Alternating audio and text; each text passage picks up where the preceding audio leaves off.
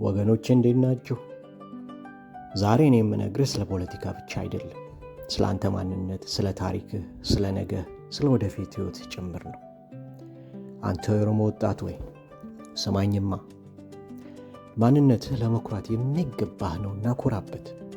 ባህልህ ድንቅ ነውና ሸብርቅበት። ግን ኦሮሞ መሆንህ ኢትዮጵያዊ መሆንህን አይሰርዘውም። እንዲያውም የኦሮሞ ታሪክ ከኢትዮጵያ ታሪክ ጋር ሊነጣጠር የማይቻል መሆኑን ነው መረዳት ያለብህ። ኢትዮጵያችን የአንድ ብሔር ንብረት ብቻ እንዳትመስልህ ጀለሴ። የኦሮሞም፣ የአማራም፣ የትግሬም፣ የአፋሩም፣ የሱማሌውም፣ የሲዳማውም፣ የወላይታውም፣ የጉራጌውም፣ የአገውም፣ የከምባታውም፣ የከፋውም ኧረ ስንቱን ጠርቼ እችልልሃለሁ አባቴ።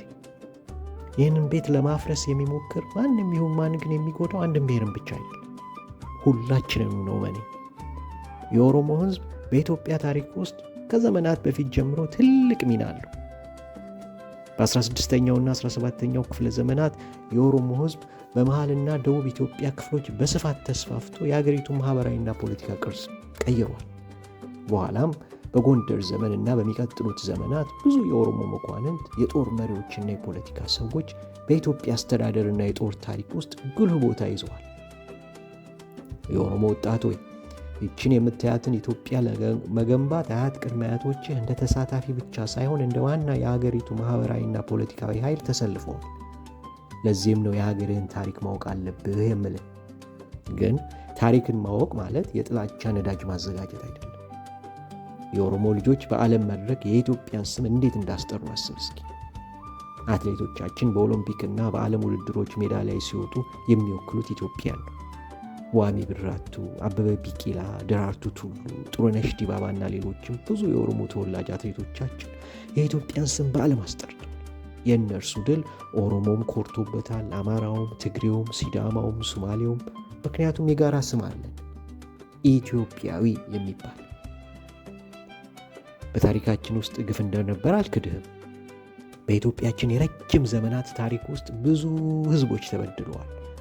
ኦሮሞም፣ አማራውም፣ ትግሬውም፣ ሌሎችም። ጥፋተኛውን በግለሰብ፣ በመንግስት፣ በስርዓትና በታሪካዊ ሁኔታ መለየት አለብን እንጂ አንድን ሙሉ ብሔር ጥፋተኛ ማድረግ ፍትህ አይመስለኝም። የዛሬው አማራ የትናንቱ ገዢ አይደለም። የዛሬው ኦሮሞም የትናንቱ ተዋጊ አይደለም። ያንተ ትውልድ የትናንቱን ጥፋት መድገም ሳይሆን ከእርሱ መማር ነው ያለበት። እኔ ኦሮሞ ነኝ፣ በማንነቴ ኮራለሁ። እኔ ኢትዮጵያዊ ነኝ፣ በማንነቴ ኮራለሁ። ከሁለቱ ማንነቶቼ ጋር ሳልጣላ መኖር እችላለሁ ማለት ነው ያለበት ያንተ ትውልድ። ያንተ ትውልድ ከአማራው ወጣት ጋር፣ ከትግሬው ወጣት ጋር፣ ከሶማሌው ወጣት ጋር፣ ከአፋሩ ወጣት ጋር፣ ከጉራጌው ወጣት ጋር፣ ከሲዳማው ወጣት ጋር፣ አጠቃላይ ከሌላው የኢትዮጵያ ወጣት ጋር ተባብሮ የሚሰራ ትውልድ ነው መሆን ያለበት። የኦሮሞ ጀለሴ ሆይ የአንተ ጸብ፣ ጥላቻና ውጊያ ከሌላ ብሔር ጋር አይደለም፣ ከድህነት ጋር ነው፣ ከስራ አጥነት ጋር ነው፣ ከድንቁርና ጋር ነው፣ ከሙስና ጋር ነው፣ ከዘር ጥላቻ ጋር ነው፣ ከሀገር አፍራሽ አስተሳሰብ ጋር ነው። በዚህ በኤአይ ዘመን ለሳይንስ፣ ለቴክኖሎጂ፣ ለንግድ፣ ለምርምርና ለፈጠራ ራስን አዘጋጅ። አዲሲቷ ኢትዮጵያ እየተገነባች ያለችው በጥላቻ ላይ ሳይሆን በእውቀት ነው።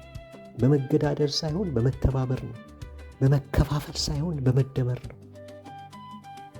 ልብ ብለህ ስማኝማ፣ አንድ መንገድ አለ፣ የጥላቻ ፖለቲካ የሚባል። ሁሌም ያለፈውን ቁስል እየቆጠርክ አዲስ ጠላት እየፈለግ ሌላውን ህዝብ እንደ ጠላት እየተመለከትክ ሰላም ሳይኖርህ እንደተቆነጠነጥክ መኖር። ሌላኛውን መንገድ ደግሞ አለ፣ ታሪክህን አክብረህ ማንነትን ጠብቀህ የሌላውንም ማንነት አክብረህ አንድ የበለጸገች ኢትዮጵያን አብሮ ከሌሎች ጋር መገንባት። የመመክርህና የሚያዋጣህ ይሄ ሁለተኛው መንገድ ነው። ምክንያቱም የኦሮሞ ህዝብ የሚፈልገው ድህነትን ማሸነፍ ነው። የሚፈልገው የራሱን ልጆች የሚያስተምር ሀገር ነው። ስራ የሚፈጥር ሀገር ነው። ህግ የሚከበርበት ሀገር ነው። ሰው በማንነቱ ሳይሆን በችሎታው የሚከበርበት ሀገር ነው። ይህ ደግሞ የኦሮሞ ብቻ ሳይሆን እያንዳንዱ ኢትዮጵያዊ ህልም ነው። አንተ ወጣት ወይ ማንነትህን አትተው፣ ቋንቋን አትርሳ፣ ባህልህን አክብር፣ ታሪክን ተማር። ግን በታሪክ ውስጥ እስረኛ አትሆን። በፍጹም የትናንቱን ቁስል የነገ ልጆች ላይ አትጣል። አንድ አማራን ስለ አንድ የታሪክ ክስተት አትፍረድበት። አንድ ትግሬንም እንዲሁ፣ አንድ ኦሮሞንም እንዲሁ። ሁሌ እንደምነግርህ ኢትዮጵያ ትፈርስ ዘንድ ቆመው የሚጠብቁ ብዙዎች አሉና እኛ ልጆቿ መበልጸጓን ብቻ ነው መምረጥ ያለብን። ኦሮሞም ሁን፣ ኢትዮጵያዊም ሁን፣ የአስቶን ቪላ ደጋፊም ሁን፣ ሌላም ማንነት መጨመር ትችላለህ ከፈለግ። ዋናው ነገር ራስን አክብር፣ ጥላቻን አሸንፍ፣ ሀገርህን ገንባ።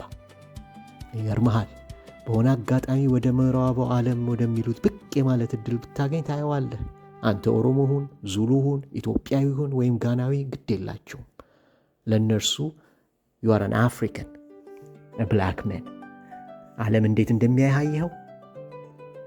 ስለዚህ ጀለሴ የሚያዋጣህ እንዳልኩህ ሰብሰብ ብለህ ተደምረህ ወደፊት መገስገስ ነው። ያ ነው የኢትዮጵያ ወደፊት መሰረት። እጅ ለእጅ፣ ልብ ለልብ፣ ህዝብ ለህዝብ።